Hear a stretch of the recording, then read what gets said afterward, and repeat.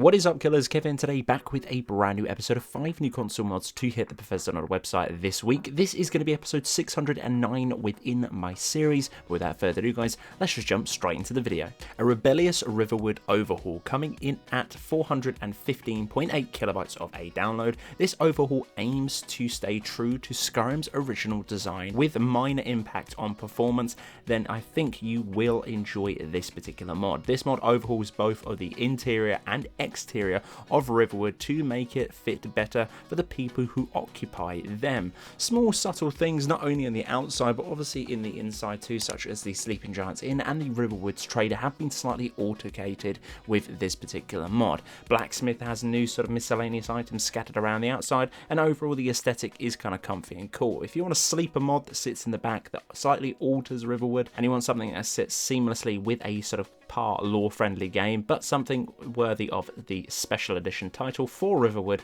this is going to be the mod for you. The Arbiter, coming in at 238.2 megabytes of a download. This iconic NPC/character is going to be from the Halos franchise. As you guys all should know, the Arbiter, he is kind of looking somewhat like a Argonian within the base game, and this is probably the armor that's best suited for it, but I'm pretty sure all races can actually use this, male and female too.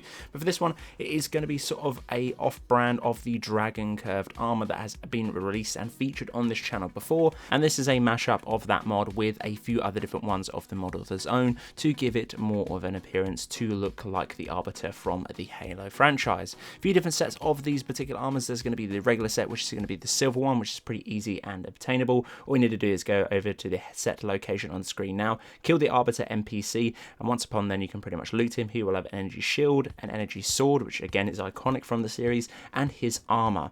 Thus upon there he will have a key too, and in the same location of this particular NPC is going to be a chest at the back corner. Open that up and you will get somewhat of the quotation royal set to do with this armor.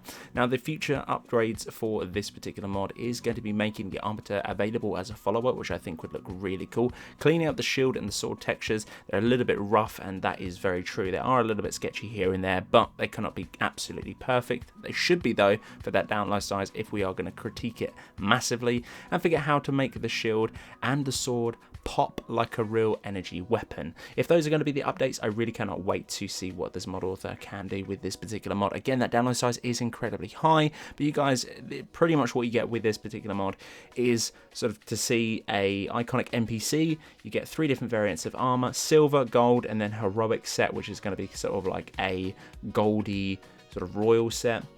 And thus upon there, that is going to be it from this particular mod. But overall, a very nice one indeed, and cannot wait to see what the future plans are. Fortified Whiterun. This one is coming in at 99.7 kilobytes of a download. We have covered this one prior on the channel for the Xbox One, but the footage you're seeing on screen now is all going to be captured from the PlayStation 4. Pretty much identical to what that particular mod was, but if you're new around here, let me fill you in what it actually does. Fortified Whiterun seeks to bring a realistic and logical defense to the most beloved city in the whole of the game. Personal preference.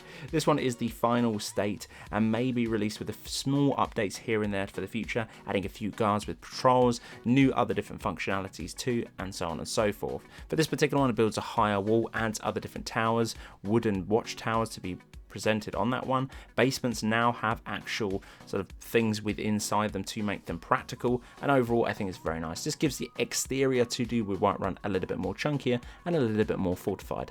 Windhelm alternative stone wall texture, coming in at 7.5 megabytes of a download. A simple stone wall texture mod that replaces the textures on the stone bridges, outside walls, and a few interior city walls too.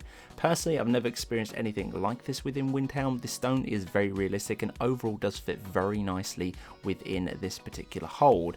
But finally, it does actually fit with everything that I do currently have within my load order. No particular preference on personal wise. There might be a suggested one within the description on the Bethesda website, but for me, I pretty much downloaded it, plug and play, jump straight into the game, and it worked absolutely fine. I personally think the most breathtaking view out of all of them is going to be the outside walls, the out city walls to do with this hold, as you will definitely notice a difference. And honestly, some of the textures are really nice indeed. I'm not too sure if they're going to be scaling a 1K or a 2K, I'm not too sure, but overall, very nice indeed. Burial Knight, coming in at 14.9 megabytes of a download.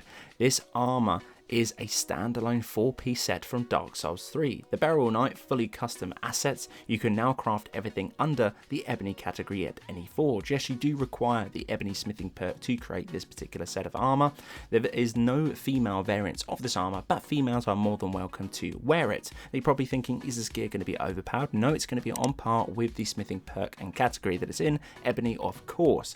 Overall, I think this is very nice. I'm not too sure if some of the textures for me are going to be a little bit clipping or look a little bit elusive within this, but overall I found it very nice indeed. Once again, if you are looking for a knight or a beefy set of armor, maybe put this with Skyrim cloaks or something like that and a nice sword and shield, I think this would be a very nice viable build to throw in a lore-friendly base game. So guys, that's the end of this particular episode. This has been episode 609 within my series. Guys, if you did enjoy it, I'd very much appreciate a like on the video. It does help me out an awful lot. If you're new around it too, why not consider clicking that little subscribe button? It's completely free, and plus we are growing very strong. Be part of the family, and guys, hopefully you did enjoy the content that I've been putting out lately.